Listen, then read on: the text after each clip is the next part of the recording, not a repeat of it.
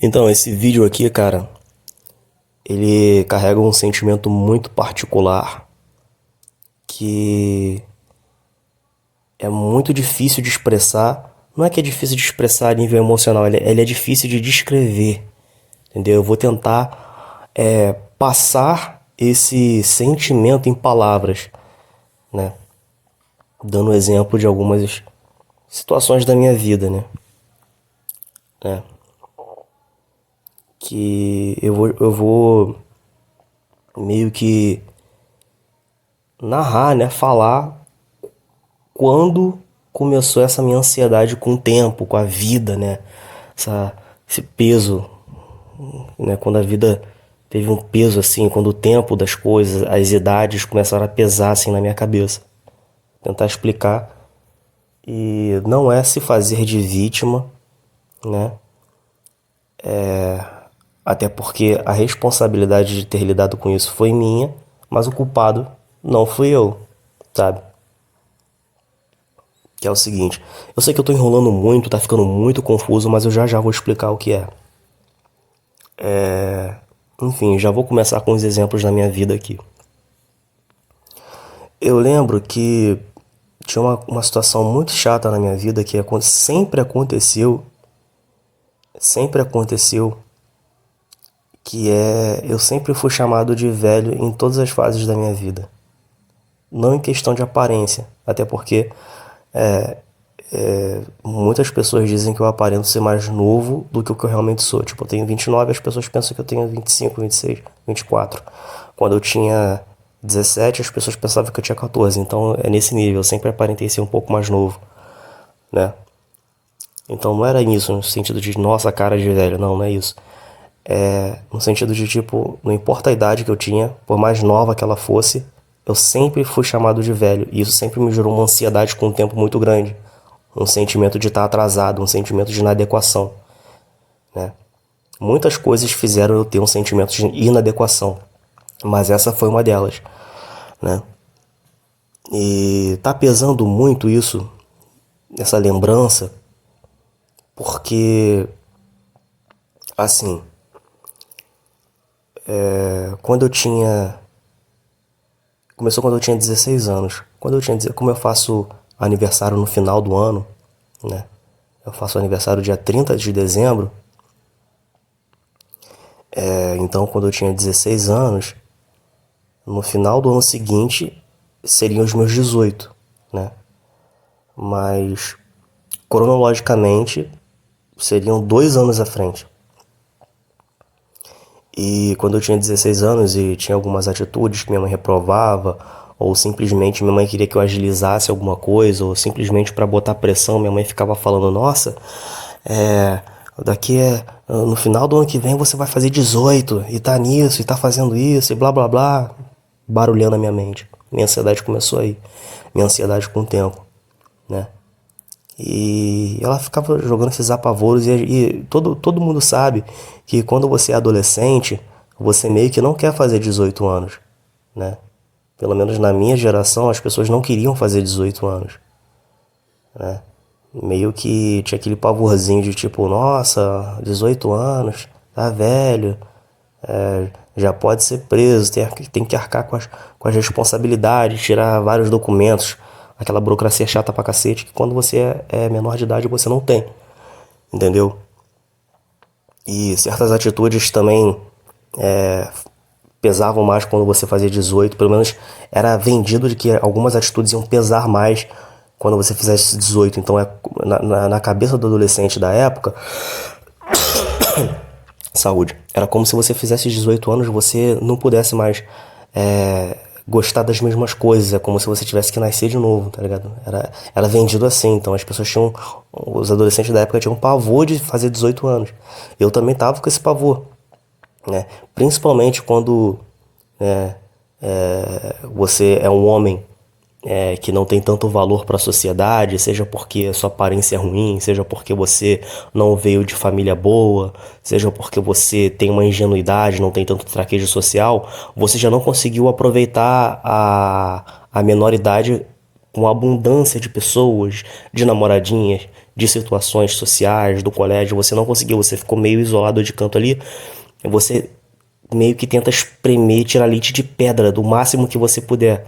E quando você não tem uma vida tão plena assim, sociável, quando você não tem uma vida tão abundante assim, você tenta tirar leite de pedra daquela fase da sua vida. Então eu pensava assim, porra, eu não consegui as namoradinhas no colégio, eu não consegui ser pleno no colégio, eu sempre fiquei de canto, eu sempre tive que sobreviver ali, tá ligado? Eu fugia do bullying ali, minha mãe era um pouco ríspida, então em casa eu tinha que. O meu bem-estar dependia do humor dela, então meio que, sabe, eu era um sobrevivente ali. E eu falava assim, poxa, eu tenho que aproveitar tudo que eu posso, do pouco que eu tenho, porque quando eu fizer 18 anos eu não vou poder mais fazer essas coisas. Na minha cabeça era isso.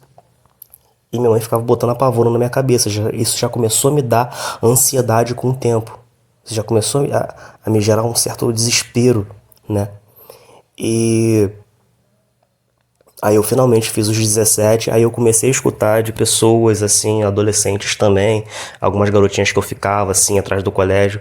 Nossa, você tá velho, né? Porque geralmente o homem, ele fica com garotas mais novas do que ele. Então se o cara tem 18, ele vai ficar com menina de 17 e 16. Se o cara tem 16, ele vai ficar com menina de 14, 15. Se o cara tem 17, ele vai ficar com menina de 16, 14, 15 ali. Basicamente essa faixa etária assim. Então, quando eu tinha 17, eu ficava com uma garota de 15, 16, 14, e eu ficava escutando, assim, dela e dos amiguinhos dela, da mesma idade, ela, nossa, você tá velho, eu ficava escutando essa parada, né? E a minha mãe também, ela ficava, nossa, você já tem 17 anos. Então, mesmo eu sendo um adolescente ali, mesmo eu sendo muito novo, eu nunca ainda tinha 17 anos. Eu sempre já tinha 17 anos, então eu nunca ainda tinha tal idade, eu sempre já tinha tal idade, sabe? Era como se. Uma sensação. As pessoas sempre falaram pra mim, é como se tudo fosse muito. Como se eu já. Como se já. É uma sensação de que toda a fase da minha vida é como se tudo fosse tarde demais, sabe? Então eu tinha 17 anos e as pessoas me tratavam como se eu já tivesse 17 anos, não como se eu ainda tivesse 17 anos. Isso foi me dando uma ansiedade desde ali, sabe? E aí eu fiz os lendários 18 anos ali, entendeu? Teve aquele choquezinho assim no dia do aniversário, mas depois eu vi que não mudou nada. Teve algumas coisinhas chatas de tirar documento e tudo mais, renovar a identidade, título de eleitor, porra toda. Mas não, mas isso eu fiz com 17, eu me alistei com 17, porque é no ano que você faz 18, né? Então, já agilizei algumas coisas com 17 mesmo. Então, meio que meio que já deu uma aliviada. Aí eu vi que 18 anos não era um bicho de sete cabeças, ainda gostava das mesmas coisas, ainda era tratado relativamente da mesma forma. Só mudou os esporros, né? Tipo, nossa, você já tem 18 anos, não sei o quê. Entendeu? Essa coisinha chata. Aí depois eu fiz 19, né? Eu falei, caralho, se 18 anos foi uma maior parada, agora eu tenho mais do que 18, né? Eu tô um ano acima dos 18 anos. Aí, aí eu falei, caramba, cara, o tempo tá passando, né? Será que eu ainda sou adolescente? Será? Ainda sou, né? Sabe aquela parada de tipo assim, eu não quero ficar adulto porque eu não consegui aproveitar minha adolescência em sua plenitude, porque quando você não tem muito valor como ser humano, você não consegue aproveitar as fases da sua vida como eram para aproveitar, né? Como é para ser aproveitado, porque o ser humano é um ser social, então para você aproveitar as fases da vida depende de muito de pessoas, depende muito do contexto, como o mundo te trata. Então, geralmente quando você é muito descartado, quando você fica muito de escanteio, você vive uma vida meio isolada ali, você meio que não consegue viver as coisas em sua plenitude. E eu falei, poxa, eu já não consegui viver a minha adolescência com plenitude, cara. E ela tá passando e eu não tô conseguindo viver aqui o que era pra me viver, e isso foi me dando um terror. Mas eu ainda pensava, poxa, mas eu ainda tenho 19 anos. Eu ainda tenho 19 anos. Ainda tem um umzinho ali na frente. A minha idade ainda tem um número umzinho ali na frente. Entendeu? Ainda tô na casa dos 10, tô tranquilo. Entendeu? Mas a minha mãe não. Minha mãe, toda vez que ela tinha que falar alguma coisa, ela sempre gostou de me envelhecer, né? Toda vez que ela ia falar com alguma amiga dela, com alguém, ela nunca falava assim, o Darkley, ele tem 19 anos, não. O Darkley, o Darkley tá com 20, e não sei o que, não sei o que lá. Sabe? E eu escutando isso. Ela, nossa, Darkley, você já tá com 20 anos, não sei o que lá, sendo que eu, pô, tinha acabado de fazer 19. Aí isso foi me gerando ansiedade, tipo assim, caraca, sabe? E e tem uma parada. A gente pensa que não, porque quando a gente é muito novo, a gente pensa que os nossos pais falam as coisas, entram no ouvido e sai pelo outro. Mas quando a gente vai ficando mais velho, a gente percebe o peso da palavra dos nossos pais. Da nossa mãe, pai, enfim, familiares próximos ali. Fica preso no subconsciente, entendeu? Com 15 anos ali, sua mãe fica barulhando sua mente com uma coisa ali. Enquanto você tem 15 anos, entra um ouvido e sai pelo outro. Mas quando você faz uns 25, 23 ali, você vê o peso daquelas coisas que foram faladas ali, entendeu? Às vezes sua mãe pode falar uma coisa na sua cabeça os seus 14 anos inteiro, que só vai gerar uma ansiedade quando você tiver uns 21, sabe? É nesse nível. Então, tipo assim, com 18 anos eu ia pra algum meio de pessoas que tinha 17, 16 ali e me chamando de velho. E quando eu tava com 19, assim, povo de 17 me chamando de velho, minha mãe falando que eu tava velho, todo mundo falando que eu tava velho. Eu falei, caralho, mas eu tenho 19 anos, que porra é essa? Como assim tu sendo chamado de velho? Aí eu fiz 20 anos. Aí deu aquele choque assim de tipo, nossa, tô na casa dos 20. Não flerto mais com a adolescência, acabou. Entendeu? Não posso mais, sabe? Apesar de ser jovem, 20 anos de ser jovem, não tem mais aquela parada. Aí eu ficava, caraca, muitos dos meus amigos são mais novos, tem 19, 18, tem alguns até menores de idade, 17, 16. Como é que eu vou olhar pra cara dessas pessoas? Como é que eu vou interagir com elas, assim? Tem aquele choque inicial, tipo, nossa, tô na casa dos 20. A minha vida tá dos 19 pra baixo. Como é que vai ser isso? Eu vou ter que começar do zero. Sabe aquele... Eu tive esse negócio. Depois eu vi que não é nada disso, aí eu... Sabe, é só aquele choquezinho ali, aí depois você vê que nada mudou, fica tudo de boa, normal. Mas a minha mãe, como sempre, nossa, você já tá com 21 anos, eu acabando de fazer 20. E ela sempre nisso, sempre nessa cobrança. Então pra minha mãe, para as pessoas ao meu redor, eu nunca ainda tinha tal idade, eu sempre já tinha tal idade. Tipo, eu ainda não era um rapaz de 20, eu já era um homem de 20, entendeu? Era sempre nesse nível, me gerando uma certa ansiedade, me gerando um sentimento de inadequação, né? E o que eu quero dizer com isso? Eu quero dizer isso que eu vejo hoje em dia, as menininhas ali, uma menina lá com um bolinho de aniversário com os amigos dela lá, comemorando uma vela de 20, né? Ela comemorando os 20 anos dela. E ela sendo tratada como uma menina, sabe? A mãe, não, é uma menina. Os amigos, nossa, nós somos muito jovens, nós somos meninos. Sendo que quando eu tinha 20 anos, eu não era tratado como um menino, tá ligado? Eu não era, eu sempre já fui. Sempre tava velho demais, sempre não podia mais me comportar daquela forma, era sempre assim. Aí eu vejo alguns amigos meus de 21 anos, sabe? 19, sendo. Nossa, você ainda é muito novo, pá. E eu não tive essa regalia. Entendeu? Minha própria irmã, minha mãe tratando minha irmã de tipo assim, minha irmã tem 20 anos. E minha mãe, toda vez que minha mãe vai falar sobre ela, nossa, ela. Sua irmã ainda tem 20 anos. Ela cometeu esse erro, mas ainda tem 20 anos. Ela se comporta dessa forma, mas ela ainda tem 20 anos. Ainda tem 19, ainda tem 18. Sabe? Sendo que na minha vez eu já tinha 20 anos. Então já era pra você saber, já era pra você fazer, já era pra você ter. Sabe? Isso me gerou uma certa carga. E a sensação de inadequação, sabe? Então, cara, desde os 18 eu me sinto velho, sabe? Eu olhava assim, poxa, eu tô velho. Nossa, com 20 eu me sentia velho. Eu com 29 me sentindo velho pra caramba, Não, pior que não. Pior que eu parei de escutar esse tipo de coisa. As pessoas pararam de querer maltratar, falar gracinha. Parou. Esses estímulos pararam.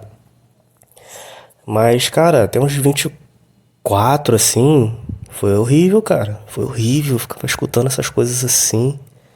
Isso vai te dando um sentimento de ansiedade com o futuro, sensação de pressão, sensação de inadequação, sabe?